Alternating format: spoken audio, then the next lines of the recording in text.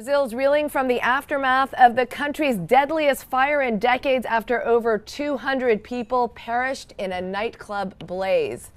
I'm Deborah Kahn. Joining me now is Matt Cowley, Brazil's bureau chief, who is now in Santiago, Chile.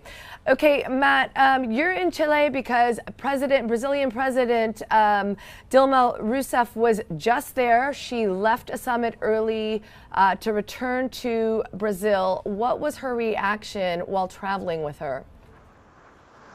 Hi, good evening. That was indeed the president. Spoke to us this morning. It was a prearranged meeting that she was going to have with the press to discuss the results of this summit. She's been in Santiago meeting with 40 heads of state and leaders from across Latin America and the European Union. They were discussing a wide range of issues.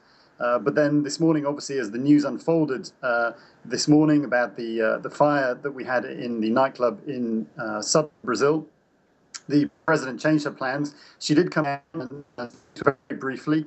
She started out quite calmly, quite collectedly, sort of explaining what she was doing, what the tasks that she'd assigned to her ministers, and the plans that she had.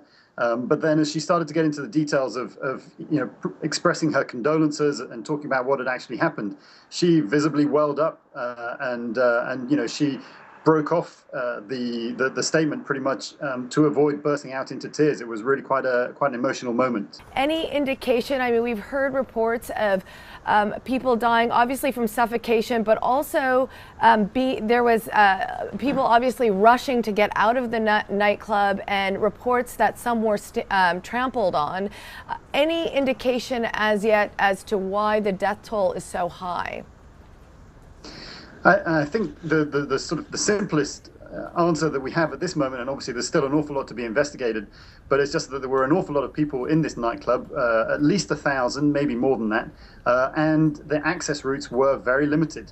The report suggests that in fact there was only one access point, the main front door, and there's even some suggestion that at one point the security guards were blocking those doors and were preventing people from getting out. Because they thought they were trying to get out. There were customers that were trying to get out without paying. So it seems there was definitely some confusion there at as the fire was and the smoke was starting to envelop the inside. So I'm sure investigators will be taking a look at all of that.